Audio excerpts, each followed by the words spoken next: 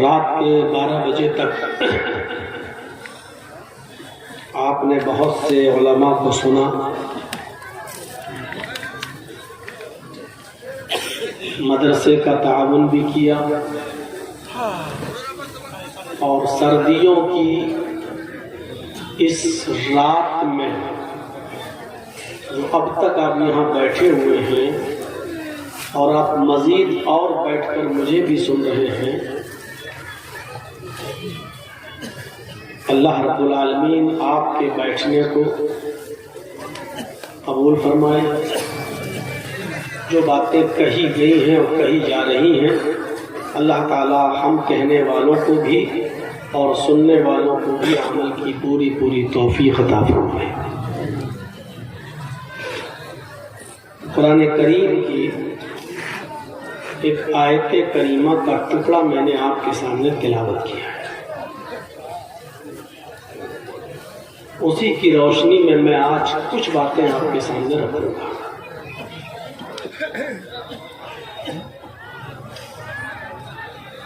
یا ایھا الذین آمنوا اتقوا اللہ ولتنظر نفس ما قدمت لغد۔ کتنا چھوٹا سا ایک ٹکڑا ہے آیت کا، لیکن پوری زندگی کا ہمارا ایک معیار، پوری زندگی کا انحصار، اور ہماری پوری زندگی اسی آیت کے ارد گرد گھومتی ہے اور اسی پر ہم کو چلنا ہے۔ بلکہ میں یوں کہہ دوں تو غلط نہیں ہوگا کہ یہی آیت مکمل اسلام ہے۔ اے ایمان والوں، اے مسلمانوں، تم اللہ سے ڈرو۔ بہت سے لوگ اس آیت کو پڑھتے ہیں، تقریریں کرتے ہیں، سناتے ہیں،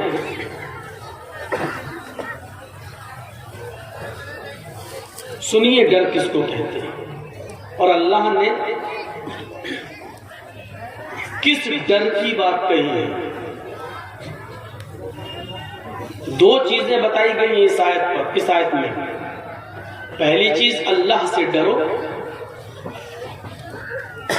اور دوسری چیز دیکھیے آپ، وَلْتَنْظُرْ نَفْسٌ مَا قَدَّمَتْ لِغَدٍ۔ اور ہر انسان کو سوچنا چاہیے، ہر انسان کو غور کرنا چاہیے، ہر انسان کو اس بات کی فکر ہونی چاہیے کہ کل کے لیے اس نے کیا تیاری کی ہے۔ کل سے مراد قیامت۔ دیکھیے کس طریقے سے تعلق کو جوڑا، ربط دیکھیے آپ، کانٹیکٹ، کنیکشن دیکھیے۔ پہلی چیز کیا بتائی؟ اللہ سے ڈرو، اور دوسری چیز یہ بتائی کہ ہر انسان کو غور کرنا چاہیے، سوچنا چاہیے کہ کل قیامت کے دن کے لیے اس نے کیا کر رکھا ہے۔ مطلب سمجھ رہے ہیں آپ؟ اللہ سے ڈرو گے تو قیامت کے دن یہی ڈر کام آئے گا، اور اگر اللہ سے ڈر کر اس دنیا میں زندگی نہیں گزارو گے تو یاد رکھیے رہنا تمہیں اس دنیا میں بھی ہمیشہ نہیں ہے، یہ زندگی بھی تمہیں ہمیشہ نہیں ملے گی، اور قیامت کے دن بھی پھر تمہیں نجات نہیں ملے گی۔ ادھر بھی تم زندہ نہ رہو، ادھر بھی تمہیں کچھ نہ ملے، اور آخرت میں بھی تم جنت سے محروم ہو جاؤ، تو اس سے بڑا ہمارا نقصان اور کیا ہوگا کہ نہ خدا ہی ملا، نہ مثال صنم، نہ ادھر کے رہے نہ ادھر کے ہوئے ہم۔ ان دونوں آیتوں کا ربط دیکھیے۔ اللہ سے ڈرو پہلی چیز، اور دوسری چیز سوچو، غور کرو، فکر کرو کہ ہم نے کل قیامت کے دن کے لیے کیا بھیجا ہے۔ جو چیز ہمیشہ ہمارے کام آئے گی وہ اس دن کے لیے ہم نے کیا کیا، یعنی ہماری عقل، ہمارے دماغ کو جھنجھوڑ رہا ہے اللہ رب العالمین سوچنے اور سمجھنے کی صلاحیت اپنے اندر پیدا کرو. فکر. جس انسان کے اندر سوچنے کی صلاحیت جتنی زیادہ مضبوط ہوگی اس آدمی کا ایمان اور اسلام اتنا ہی زیادہ مضبوط ہوگا. ہماری سوچ ہماری فکر چینج کرتی ہے, تبدیل کرتی ہے ہماری عملی زندگی کو. مثلا سوچیے, ایک مثال پر غور کیجیے.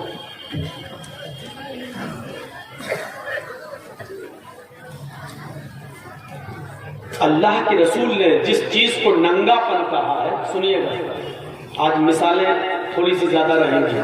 اللہ کے نبی صلی اللہ علیہ وسلم نے جس چیز کو ننگا پن کہا ہے, ہماری سوچ حدیث کے مطابق ہونی چاہیے تھی, ہمیں بھی اس کو ننگا سمجھنا چاہیے تھا, ننگا پن. لیکن ہم نے اس کو آج فیشن سمجھ لیا ہے. یہ سوچ کا فرق ہے. ایک حدیث پڑھتا ہوں, سنیے. گیت بہت سن چکے ہیں آپ,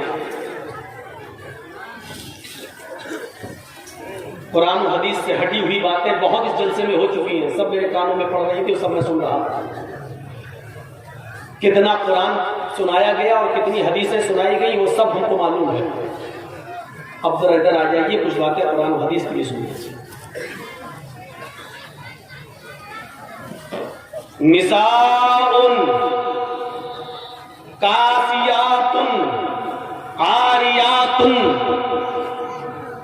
مائلات وممیلات. یہ مسلم شریف کی حدیث کے الفاظ ہیں. نبی اکرم کیا فرماتے ہیں؟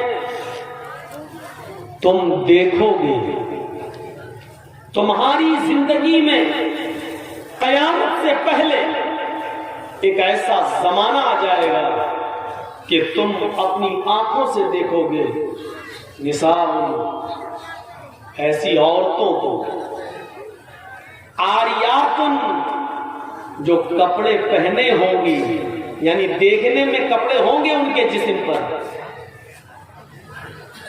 کاسیات, کپڑے پہنے ہوں گی وہ, عاریات, لیکن حقیقت میں وہ کپڑے نہیں ہوں گے بلکہ وہ ننگی ہوں گے. یہ کس نے کہا ہے؟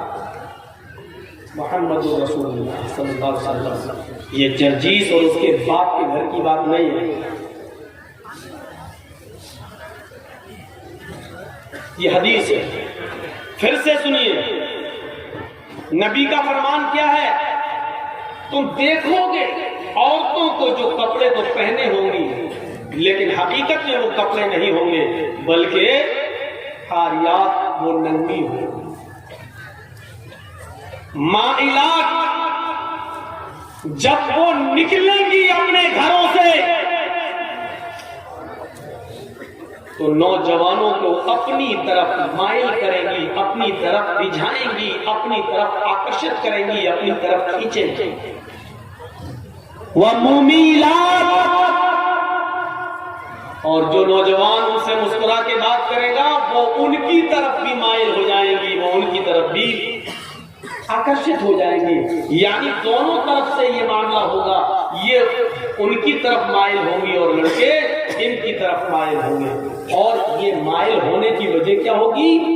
ان کے لباس, ان کے کپڑے, ان کی ڈریس, ان کی پوشاک, جس کو اللہ کے رسول نے کیا کہا؟ کپڑے تو پہنے ہوں گی لیکن ننگی ہوں گی. دیکھیے نبی نے کیا کہا؟ کپڑے تو پہنے ہوں گے لیکن ننگی ہوں گی. اللہ کے رسول نے ہمیں یہ بتایا کہ ہر کپڑا پہننے والی عورت کپڑا پہنے ہوئے نہیں ہے, وہ کچھ کپڑے ایسے ہیں جن کو پہننے کے باوجود بھی عورت ننگی کہلاتی ہے. آج تک ہم نے کسی عورت کو ننگا کہا؟ اسی جلسے میں چلیے باہر, آؤ اسی اسٹیج سے باہر چلتے ہیں, چند قدم کی دوری پر چلتے ہیں اور ابھی ہم آپ کو دکھا دیتے ہیں کہ کتنی لڑکیاں اور کتنی عورتیں ننگی گھوم رہی ہیں. آپ کہو گے دکھائیے وہ, اور جس کو میں دکھاؤں گا آپ کہو گے ننگی کہاں ہے؟ تو میں آپ کو کہوں گا کہ اللہ کے رسول نے کسی عورت کو ننگا کہا، کپڑے تو پہنے ہوں گی لیکن ننگی تھی۔ اب میں آپ سے پوچھتا ہوں کہ اگر یہ ننگی نہیں ہے تو اس ڈریس کو آپ کیا کہو گے؟ آپ کہیں گے یہ فیشن ہے۔ صاحب آج کے لیے فیشن چل رہا ہے۔ دیکھیے سوچ کی فکر کیا ہو گئی ہے۔ نبی اکرم جس کو ننگا کہہ رہے ہیں، ہماری سوچ اس کو فیشن کہہ رہی ہے۔ اس لیے قرآن نے کیا کہا ہے؟ اللہ سے ڈرو اور سوچو، وَلْتَنْظُرْ، غور کرو کہ تم نے کل قیامت کے دن کے لیے کیا کیا، اپنی سوچ بدلو۔ جب تک ہم ان لڑکیوں کے ان کپڑوں کو ڈریس کہتے رہیں گے، کسی ایک عورت کو آپ نہیں سدھار سکتے ہو، کسی ایک لڑکی کو راہ راستہ نہیں لا سکتے۔ جب ہم ان گزرنے والی لڑکیوں کو یہ کہیں گے یہ ننگی لڑکی جا رہی ہے، بے حیا جا رہی ہے، بے شرم جا رہی ہے، جب آپ اپنی سوچ کو نبی کی حدیث کے مطابق ڈھالیں گے تب آپ اپنے سماج اور اپنے معاشرے کے اندر کچھ اصلاحی قدم اٹھا سکتے ہیں۔ نہیں صاحب، ہم کیسے کہتے ہیں اس میں تو پردھان کی لڑکی ہے، اس میں تو سرپنچ کی لڑکی ہے، اس میں تو MLA کی بیٹی ہے، اس میں تو MP کی بیٹی ہے۔ یہی تو میں 20 سال سے سناتے آ رہا ہوں کہ جو جتنا امیر باپ ہے، میں آپ کو ایک پہچان بتا رہا ہوں آپ کو کہ جس لڑکی کے جسم پر جتنا کم کپڑا آپ کو دکھائی دے، جو جتنے شارٹ کپڑے پہنے ہوئے آپ کو مارکیٹ میں اور بازاروں میں دکھائی دے، سمجھ لینا یہ اتنا ہی امیر باپ کی بیٹی ہے۔ یہ پہچان ہے، یہ پہچان ہے۔ وہ باپ میری نظر میں بخیل و کنجوس باپ ہے جو اپنی بیٹی کو 5 میٹر کا کپڑا بھی پورا لا کر نہ دے سکے، بخیل ہے، کنجوس ہے، اور وہ اپنی بیٹی کا صداقت ہے۔ اللہ کے رسول نے ایسے باپ کو دیوس کہا، اور دیوس کا معنی جانتے ہو؟ سنو، اس غصے کی وجہ آپ خود ہیں، ہم نہیں ہیں۔ اور مجھے یہ غصہ کیوں آ رہا ہے یہ سب آپ بھی سمجھ رہے ہیں۔ غصہ زندوں کو آتا ہے، مردوں کو نہیں آتا۔